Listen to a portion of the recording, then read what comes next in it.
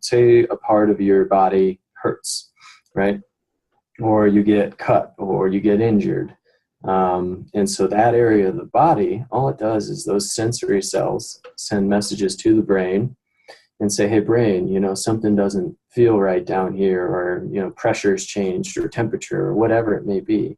And then the brain decides, well, I'm going to send pain to that area.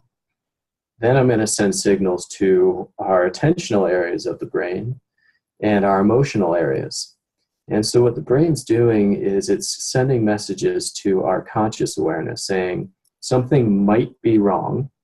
I want you to look at it. I want you to look into it and then assess the situation, because the brain can't really do that. It needs to be our conscious decision to do something about pain. And if we don't make the right decision, if we, push through pain, unhealthy ways of pushing through pain, or if we try to ignore pain, or if we try to kill pain with self-medications or prescription medications, the brain then looks at that as either he's not listening, he doesn't understand the message, right? Or I'm not speaking loud enough. And so that's where we start to get more involvement from the brain and strengthening those neural patterns for pain, saying, I'm not getting his attention or he's not listening. So how do I make sure that happens? Because I want to survive. And the brain kind of goes into this prehistoric mode of, the only thing I'm looking to do is keep this surviving, keep this alive. And if consciously you can't understand that, I'm going to make those signals louder. And so your threshold for pain goes down, sensitization goes up. Hello, everyone, and welcome to the Ultra Running Summit series. I'm your host, Eric Brummel, and my guest today is Nick Krauss. Nick is a board-certified neurofeedback practitioner, brain health coach, injury recovery coach, and health and fitness specialist. His primary focus is optimization and injury recovery optimization through a brain-centered approach to treatment, training, nutrition, and supplements. He develops programs around each athlete's specific brain and body type to optimize the brain's function, which in turn will help create an ideal internal environment for the brain and the body to thrive. He uses neurofeedback therapy, biofeedback therapy, guided visualization techniques, and he enhances abilities such as focus and concentration, mood stabilization, pain, stress, fear, memory, confidence, motivation, sleep, and so much more. It's great to have you here, Nick. How are you today? Appreciate it. I'm doing great. Right on. Thanks for having me. So why don't you tell people sort of, I've read exactly what you do, but why don't you tell people more in a ordinary sort of way what you do? Okay. Plain English if you can. I'll try the best I can. Pretty much what we do is that we do focus on a brain-centered approach. And so what that means is, when you maybe break a bone, you get an x-ray, you tear a muscle or a ligament, you get an MRI. Well, what we do, and since psychology is one of the only fields of study that don't really have a test up until about 30 years ago, with neurofeedback, what we can do is we can actually measure how your brain functions. And so through life's experiences, through whether it be head injuries or whatever it may be, nutritional deficiencies, anything like that, we can actually measure the brain and see what areas of the brain might need some more help in order to improve your focus, concentration, your mood stabilization, or help you sleep. And what neurofeedback does is that it's all non-invasive training. So we're actually teaching the brain itself how to change its patterns, how to change how it works. And so that's through, just teaching it about itself. So we can challenge it through audio, visual feedback. So say the brain does what we're looking to do, whether we're looking to bump up an area or calm down an area. If it moves into those types of brain waves, those types of frequencies, we reward it with the music playing, the video playing, the screen getting brighter, and those such things the brain can then sense as a reward and start to change its own pattern. So it learns, it's training. Okay. Is there a significant amount of your clients that would suffer from concussions and sort of that recovery stream? Yeah, definitely. Head injuries, especially in sport, it's always a big thing. I work with a lot of athletes, a lot of extreme athletes, and what we don't realize is how much even minor head injuries can play an involvement in, changes in our ability or our brain's ability. Mm-hmm. So putting together a program for that can be specific, and it can be very beneficial and helpful just through, like I said, some brain training, some nutrition changes, some supplementation, and then just tools and techniques as well. Yeah, there's certainly a lot of talk and discussion and research around head injuries, especially in the recent 5 or 6 years. I can't remember hearing a whole lot about it when I was younger, but certainly now they really advocate taking care of your head. Yeah, definitely. I mean, I wouldn't say it's the machine that controls everything else, because it is all integrated. Your brain and body have to work together. Our brains developed, into a way of understanding the world and how we fit into it. And so if those messages aren't getting to our body, or they're just imbalanced in the brain, we're obviously going to have symptoms, diseases, side effects, all this other stuff. So we take a brain-centered approach and really try and boost the brain, which can then boost the body and what's available in it. What other problems would you say are common that athletes bring to you? Sleep is a big one. Mm-hmm. That's one of the main things that I see people for, is either they have trouble falling asleep or staying asleep at night, or they're just not getting great sleep and they're waking up fatigued. And, as an athlete, waking up fatigued is not something that you need. Yeah. So sleep's a big one. Anxiety is a big one that can be combined with fear. We also get into, with extreme athletes, you start to see some signs or symptoms of maybe like over attentive, where they place so much stress on themselves to do well, or the need to win, or can really throw off our mood stabilization. So we do some work there. And like I said, with head injuries, it's a big one, with focus, concentration, movement patterns, all that stuff. I could certainly relate to some of those. I mean, I've had jobs where it's caused me sleep deprivation just because of the stress and anxiety. I mean, that was something I definitely dealt with in my college years. Yeah.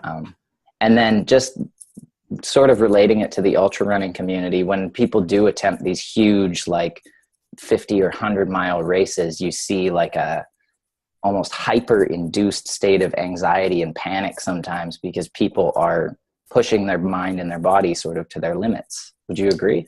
Definitely. It can be hormone depletion. You know what I mean? When you push your body that much and you try to sustain a level of focus for that amount of time, that length of time, I mean, you're really, really pushing your body, And so a lot with ultra runners can be a lot about recovery, and how well do you recover. Can be a big changer in, being able to wake up that next morning, or to do that next race, even a couple months down the road. It's all about recovery time. And so that's a big one too, I would say, is recovery. Do you feel like you were drawn to your line of work from an early age, or do you think it's something that discovered you? My question here, I guess, is, do you think that an individual is born with a purpose, or do you think we choose that purpose for ourselves? I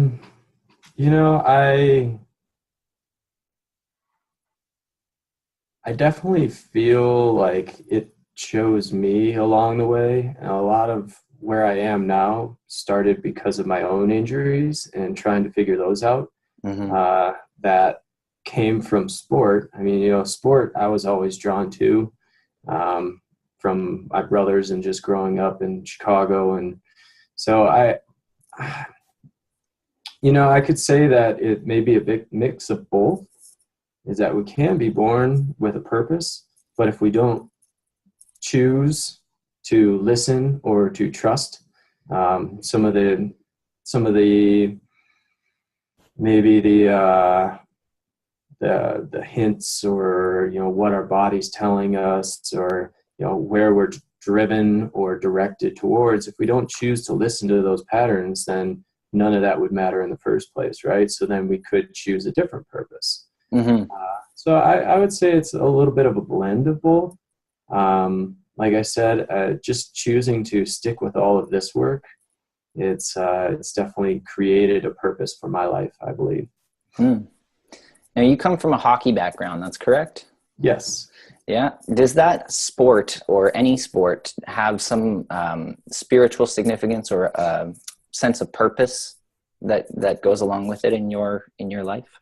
I would definitely say so. I mean, being able to not only connect with my body, but being able to connect with, like I said, my trust, and just being able to trust that within my spiritual practice, the universe around me, the frequencies that I put out and how I present myself within the game can have a big impact, not only on the game, but on my teammates as well.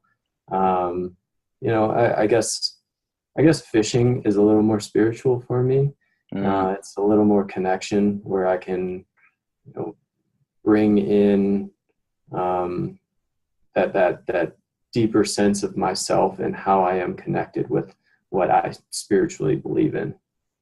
Right. There's elements of nature in fishing too. And with team sports, you learn invaluable skills. Like trust is probably the biggest one. You got to trust your teammates. They've got to trust you. Definitely. Do you include any spiritual practices in your training? Mental training like yoga or Tai Chi or Qigong? Have you ever tried those or recommended them to your clients? Yeah, you know what? Yeah, actually, that was the stepping stone. Yoga was a stepping stone for getting out of my pain patterns through college. I had some debilitating back injury that, yoga really kicked it off, where I started to listen instead of trying to manipulate or change or kill the pain. I started to actually listen to my body and what it's trying to tell me. So yoga was that stepping stone, which led into guided visualization work and meditation. And that's kind of the backbone of my practices during the day. And a lot of the tools that I teach my clients come from visualization work.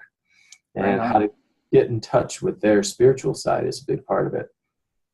Yeah, I can completely relate to that. I mean, yoga definitely helped me turn a new page in my life too. Yeah. Yeah, it's a great way to build a relationship with your body, with your brain, rather than just trying to manage it. Yeah. And I feel like it has a great intersection of like mental, physical, spiritual, sort of, it harmonizes all those energies in your body. Yeah, definitely. And you can make it your own, which I think is important. Everyone has a different definition of what spiritual means, and so to really sit down and just hash out with your brain, what does it mean to you? What do you want it to mean to you? Can be a big difference in how you start to view your life, your purpose, your world. Yeah. And meaning is like paramount, especially in recovery, and in my experience, focusing on the meaning and the sense of why I'm doing something. That gets me through some of the darkest times, like especially on an ultra marathon race. Focus on the why and it can get you from your breakdown to the finish line. Yeah, definitely. That's excellent. Do you try with your clients, do you try and focus on purposefulness and mindfulness and stuff like that? Is that a big part of what you teach? So a lot of what I teach is called interactive guided imagery. And so it's not me telling them to focus on any certain thing or to, get into a certain state, but really what it is that, hey, let's look at, why are you here today? What are you looking to accomplish? And then we're going to allow and to trust our brain to give us these images, give us these responses that can hold meaning, that can, have a connection with what we're thinking about or what we're trying to accomplish. And how do we work with those images then? And how do we communicate? And it's more about teaching each client how to do it themselves. It's really how to communicate with them, with their fears, with their strengths, with their weaknesses, with, their thoughts. If I were to ask you, like, how could I incorporate some of your methodology into my daily habits, what would be sort of 2 or 3 things that you would recommend to me? Or like 3 universal things that you feel like most people could benefit from? Heart rate variability is probably the number one thing that I teach every single one of my clients, and what I believe everyone should learn. It's structured breathing is really all it is. It's learning how to balance our nervous system.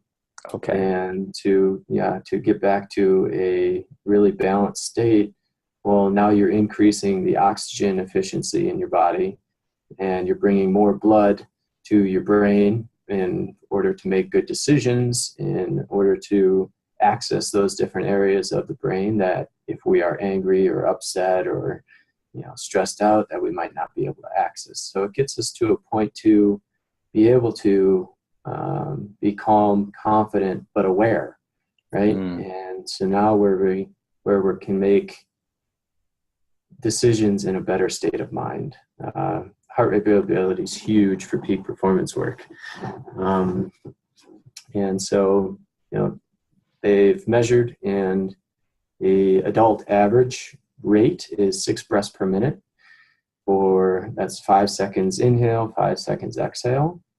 And so what that happens is that your heart rate synchronizes with your breath.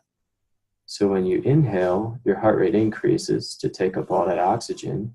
And when you exhale, your heart rate decreases to rest and relaxation phase. Okay. I would recommend that is the number one. I'm kind of trying it right now, to be honest. I'm watching my breath and kind of feeling my pulse on my wrist. Yeah. Yeah, it's something that, you can just use anything that easy heart rate monitors with a second hand on your watch. And, to find that efficiency, find that balance within your body. You see a lot of pain management being helped through heart rate variability. A lot of brain injuries recovered through heart rate variability. So that's pretty special work. That's one thing. Other tools and techniques, definitely visualization work, which can be incorporated with your breath work. Mm-hmm. I think it's important to have a great relationship with your brain and your body, not viewing it as something should be listening to what you want it to do, or, why can't you remember this, or why can't you do this with, whatever, but more of, let's create a relationship where it's almost your best friend.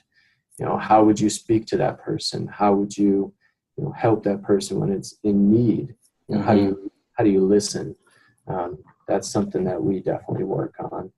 Internal dialogue was a big struggle for me, and I'm sure lots of other people deal with that too, where it's not intentional, but for some reason we beat up on ourselves, and like you get mad at yourself for not remembering things or doing things right, and it just creates almost a cycle of problems. At least that's how I experienced it. Yeah, definitely. And that's something that we kind of build onto ourselves. When we're taught to, remember, and we're taught to, constantly be focused in class, and to always, achieve high performance. And, when we don't do those things, we beat up on ourselves. We would say, why can't we do this? Why can't we do that? And it's more of the pointing the fingers type thing where, maybe it's nobody's fault. Maybe it's just, let's learn from it. And so next time we can do better. And that's really what it's about, is how well do you learn from these experiences? rather than saying, I got to get it right the first time. Yeah. And in a sport like ultra running too, or any race really, like there's only one person that can win. So if everyone that doesn't win beats up on themselves, you have hundreds of people possibly in one race that they're not treating their brain right. They're not treating themselves necessarily well. Mm-hmm. It creates a bad environment there. And I guess what I'm saying is, in my opinion, people should enjoy it more than they should strive to do the best that they possibly can, or strive to win. Always do the best that they possibly can. Yeah. Well, I think that comes down to the why. Why do you do it in the first place? And it's like I said, we've been taught to win. We've been taught to want to win. But is that really why you do it, or why you need to do it? You feel like you need to do it. And so, breaking it down to why is it personal for you can have a whole different meaning for running, I believe. Yeah, that's deep. Yeah. I wanted to ask you about pain management. Sure. Because there are varying opinions, especially with runners, on pain management techniques. And I guess, what would you recommend to someone who is feeling physical pain? What would be some useful techniques along the trail or during the race that anyone could employ just to take themselves out of that mentality of pain and push past that wall? Well, obviously make sure it's not physical damage to the body first. But then from there, it's goes back to communication. Our nervous system holds all of our experiences and our reactions to experiences. So what I usually tell people, pain becomes chronic when it becomes emotional. And so it's like being scared. When you are scared, you usually have a heightened emotional response, right? But then, after maybe you validate that, oh, I don't need to be scared, you tend to calm down, and that emotional response is released. Mm-hmm. What happens with pain a lot of times is that there's a lot of unknowns. There's a lot of fear involved. Am I actually hurt? What is going on with my body? Why am I hurting? Because you can't see internally, really, unless you go through the process of getting these tests or assessments, right? Mm-hmm. And so when we have these emotional fears and responses, the brain almost goes into kind of a survival mode of saying, well, are you listening to my message? Pain is an output from the mind. Did you know that? Yeah, I was familiar with that. It's your brain's reaction to it. Someone once told me about a problem they had called chronic pain, where their brain is just puts itself into a state of pain for no reason at all. Mm-hmm. And it's totally involuntary. It's not that they've stubbed their toe or anything like that. It's just that the brain's created that neural pathway and it just likes to follow it. Yeah, and that's why I call it a pain relationship rather than pain management skills. Because, so say a part of your body hurts, right? Or you get cut or you get injured. And so that area of the body, all it does is those sensory cells send messages to the brain and say, hey, brain, something doesn't feel right down here, or, pressure's changed or temperature or whatever it may be. And then the brain decides, well, I'm going to send pain to that area. Then I'm going to send signals to our attentional areas of the brain and our emotional areas. And so what the brain's doing is it's sending messages to our conscious awareness saying, something might be wrong. I want you to look at it. I want you to look into it and then assess the situation, because the brain can't really do that. It needs to be our conscious decision to do something about pain. And if we don't make the right decision, if we, push through pain, unhealthy ways of pushing through pain, or if we try to ignore pain, or if we try to kill pain with self-medications or prescription medications, mm-hmm. The brain, then looks at that as either he's not listening, he doesn't understand the message, right? Or I'm not speaking loud enough. And so that's where we start to get more involvement from the brain and strengthening those neural patterns for pain, saying, I'm not getting his attention or he's not listening. So how do I make sure that happens? Because I want to survive. Mm-hmm. And the brain kind of goes into this prehistoric mode of, the only thing I'm looking to do is keep this surviving, keep this alive. And if consciously you can't understand that, I'm going to make those signals louder. Mm-hmm. And so your threshold for pain goes down, sensitization goes up. And so it's communication. It's really how I look at it. And so first doing breath work, as we talked about, that heart rate variability can calm your nervous system down. Supplements that can calm down, omega-3s are huge. GABA is great for calming down the system. What's that? Sorry, I'm not familiar with that one.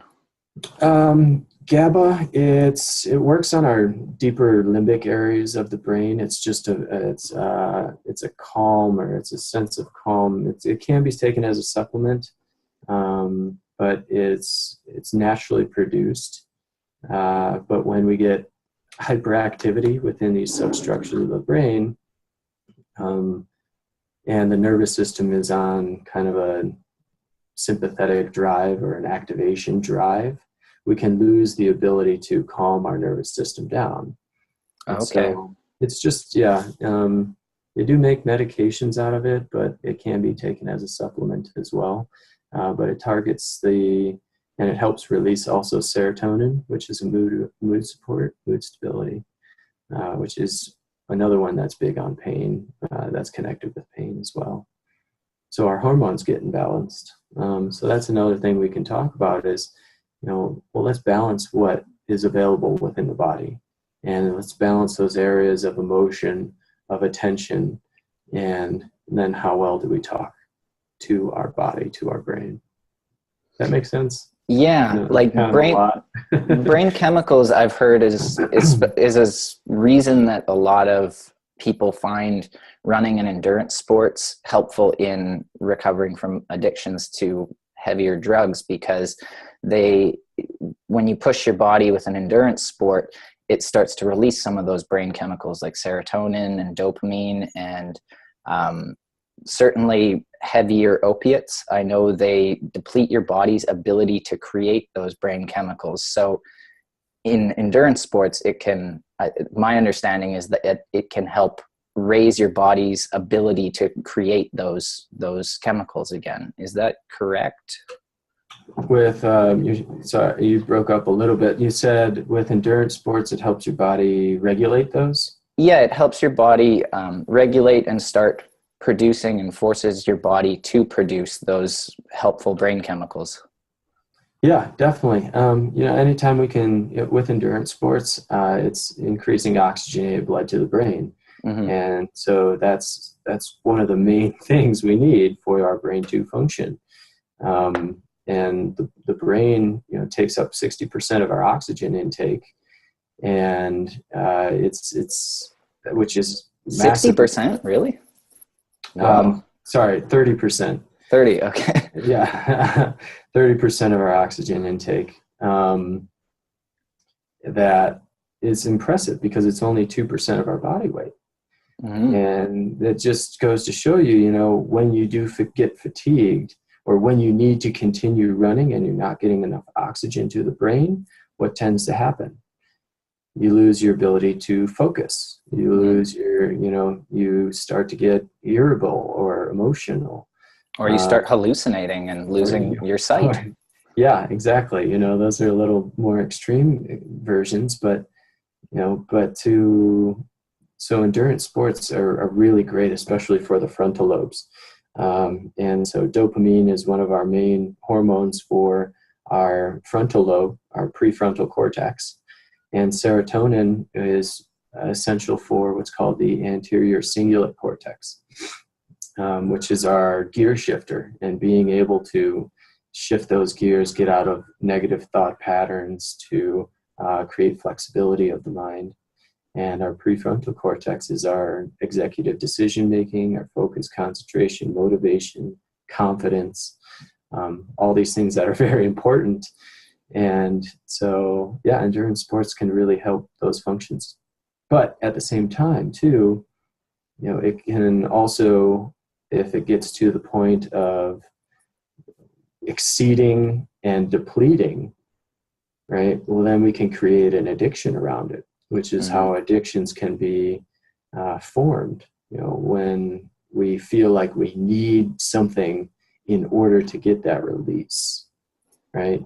And so that's where balance can come into play in recovery. Yeah. I recently heard a study that I think it's rats will, if they're given the ability to, they'll run themselves to death. There was just a study that I recently read something about that really caught my eye.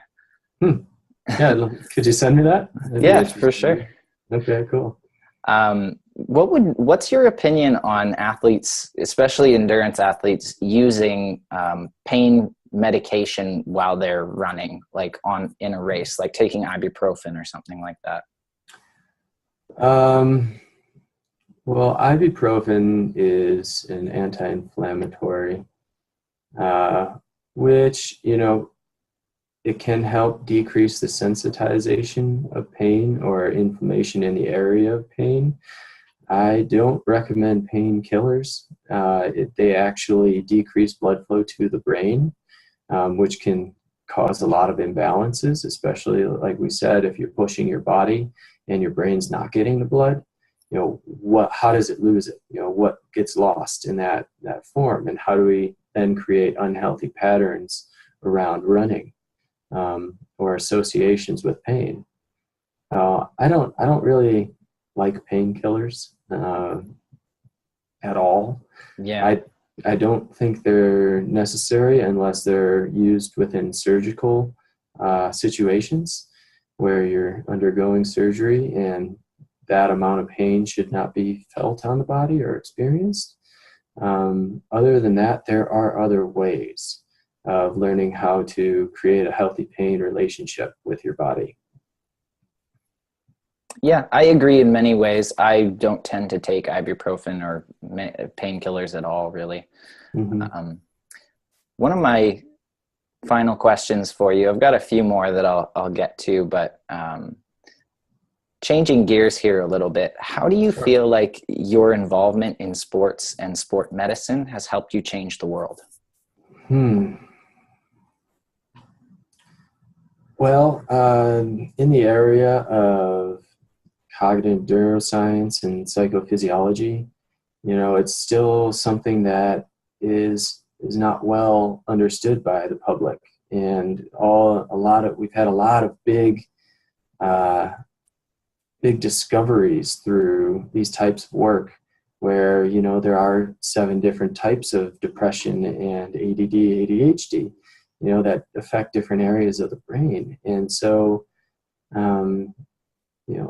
I think one way that I'm trying to revolutionize injury recovery and have my purpose and impact on the world is saying, instead of focusing 90% on the body, let's focus on how do we increase the function of our brain, and really work on balancing our hormone regulation, balancing our mental states, because what we give attention to grows, right? And our mental states can determine what's available within the body, what we release, our hormones, our chemicals, our neurotransmitters. Okay. And so to focus on a brain-centered approach to injury recovery, well, now we're creating that ideal inner environment for the body to thrive, as you mentioned earlier. And so I'm trying to flip the whole paradigm on its ear a little bit and saying, you've heard the saying, sport is 90% mental, 10% physical. I think injury recovery is the exact same, right? Okay. Where our approach should be, let's get you to a solid mental state, and your body knows how to recover. Pretty simple. Yeah, if you have the right mindset about it, then the whole physical side of thing, it's just a question of time, really. How much time are you willing to put into your recovery process? Yeah, and you find that when you do balance the function of your brain, well, now you start making better decisions. Now you don't get caught in those depressive, negative thought patterns. Now you don't, you know, and you don't start doubting yourself. You actually build a relationship with your body, build a relationship with your brain in a healthy way. And so you use injury recovery as an opportunity instead of a burden or something that's taking you away. Yeah, it enhances your life rather than slows you down. Exactly. Yeah. What do you think are the best foods for optimizing brain function and mood stabilization? Well, I guess I would say that depends on what we're looking to build. So once again, looking at the different areas of the brain, if you're looking to boost your focus, concentration, or your frontal lobes, well, let's increase protein through beans, lima beans, lentils, meat. Fish is huge. I think everyone should be getting at least 3 grams of omega-3s a day. Lamb, chicken, turkey, beef, eggs, nuts, but high protein is for dopamine, which is for our frontal lobes. Foods for mood and for release of serotonin, our mood stabilizers are more around healthy carbs. So sweet potatoes, brown rice, steel cut oatmeal. Apples, cherries, peppers.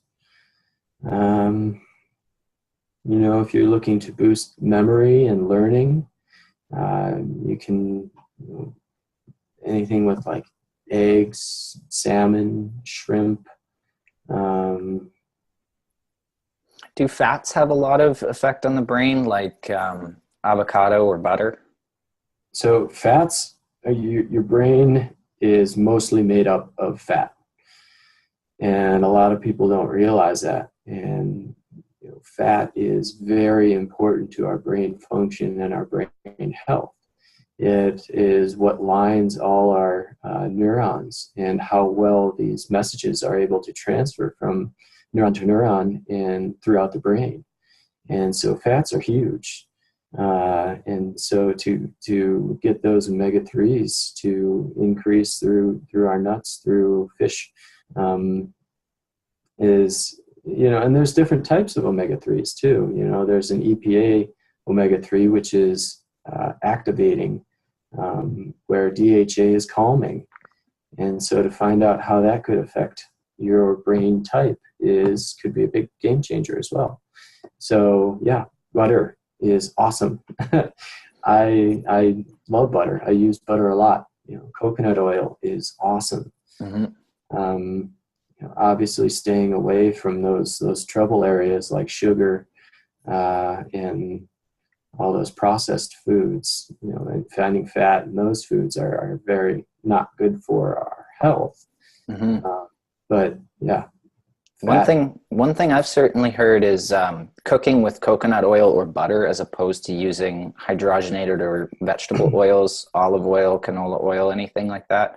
100%. Yeah, hydrogenated oils will go rancid when you cook them and heat them up. Absolutely. So it's better for you to cook with butter or coconut oil. Correct. That is absolutely correct. And it's because they changed the way the actual structure of the oil itself. And so when it's cooked, it's easier to become rancid because it's easier to become changed when it's cooked. Whereas coconut oil and good butters, they have a more solid foundation, solid structure to their chemical makeup, which is great. Neat. Yeah. What's your favorite food? My favorite food? Oh man, I'd say sweet potatoes. Right on. Yeah, those are up there for me too. Yeah, love sweet potatoes. Also big on meats. Yeah. Fish. Fish is a big one. Yeah, fish and sweet potatoes, I would say. Cool. Yeah. What would you say are 3 healthy habits that you personally rely on every single day? um, I always think of, have you heard of the HALT method? Nope.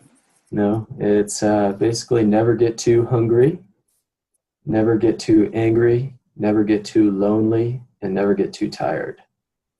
And those are kind of the 4 things that you could really, if you could balance those out and make sure you're getting a portion of each one of those, where you're eating well, you're finding things in life that give you joy, that give you happiness, that give you drive, and you have a support system or people that you can talk to is huge. Being part of a community. So never get too lonely and never get too tired. Your sleep habits is very beneficial, which is one of the main things I would say I'd focus on is good sleep. Your brain doesn't go to sleep. It does a lot of work when you're sleeping. Mm-hmm. And it gives you the ability to, it gives you the ability the next day, right, to accomplish what you want to accomplish. Yeah, I definitely agree with those habits. Yeah. Yeah. So the HALT method is kind of something that I teach everybody, that I try to make sure I balance every day. Every day. I like to learn something every day. So new and novel is something that I strive for every day, whether that's reading something new, just trying a new experience, or just, if you hear something, a fact or a method or a service, look into it, learn something about it. And especially about your body. The more information you know about your body, how it can never be bad for you, right? Yeah. Yeah, so HALT. HALT is 4 in and of itself. So right there, there's 5 Okay. things that you said. I won't make you stress over the last one. Okay. All right. Appreciate that. Yeah, this has been great. Like, I've definitely learned a lot, more than I've ever known about neurology and my brain function. Thanks so Cool. much for taking the time to talk with me today, Nick. Yeah, I appreciate it. I can tend to ramble on sometimes, so I really appreciate you. Now, I can't thank you enough for taking the time out of your schedule to be here and be part of this interview series. You definitely didn't ramble on. I was captivated the entire time. And if time would allow it, I would definitely stretch this interview into 2 hours. But Sure. I feel like we covered a lot of really helpful ground in this interview. Definitely. I agree. It's been a pleasure. If you're ever interested or want to know more, if you want to put up my email to your listeners or my website, so nick@neurologicjh.com or neurologicjh.com for my website. You can find a lot more there. And that's the best way to get a hold of you, or do you prefer social medias? I do have an Instagram that I'm working on. I haven't really been too great at social media, but I have some new programs coming out called The Art of Injury Recovery. So I'm definitely going to be promoting that coming up soon once I complete everything, which is going to be really cool. And it's hopefully going to revolutionize all of that work.